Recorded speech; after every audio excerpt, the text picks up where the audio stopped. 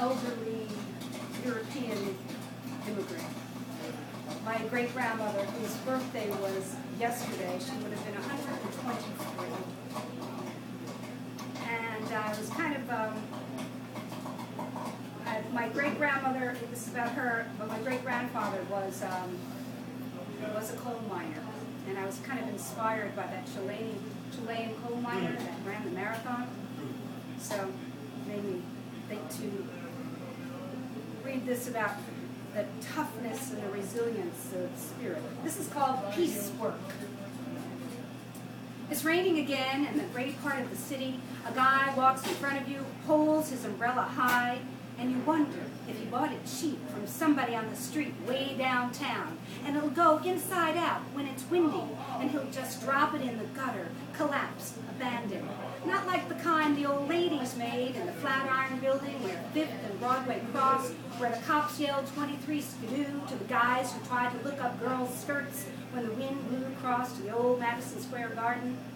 Ladies like my great-grandmother 100 years ago, who would take the L back to Canarsie, carry a tin of metal rods and black snaps and colorful taffeta circles, and presto, piece them together into an umbrella to bring in on Monday morning, get paid by the piece, and they called it piecework. But it was piecework too, because she worked real hard, 2 jobs, saved money, made her feel peaceful, secure, live the American dream. She came from Calabria on the Ionian Sea, learned to butcher meat on her father's store over on Jane Street in Hudson, and that's why she ate provolone bread. "I'm like a rat," she said.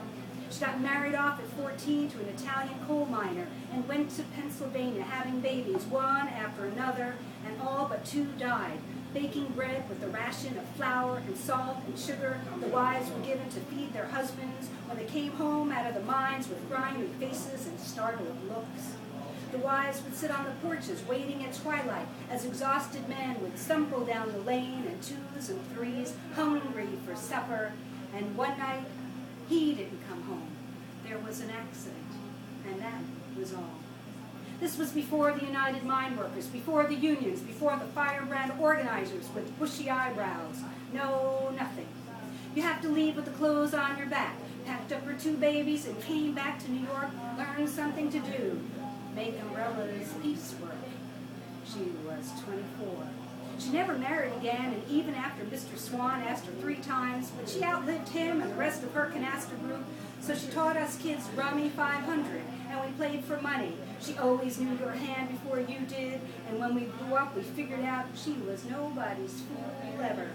And we'd remember how she'd get out the old tin, let us make doll skirts with the taffeta circles, or wear them like rings on all our fingers, there in the kitchen where she made us pizza after beating the dough with powerful fists, letting it rise on the big silver radiator hissing with steam. It was the basement apartment, but that was the warmest place. See, she owned the building, bought the house on West 9th Street. She was the landlady, and the tenants would bang on the pipes for more heat. But she was careful, she was thrifty, she could do the numbers in her head. To heat that 3-family house, just how many umbrellas it took piecework.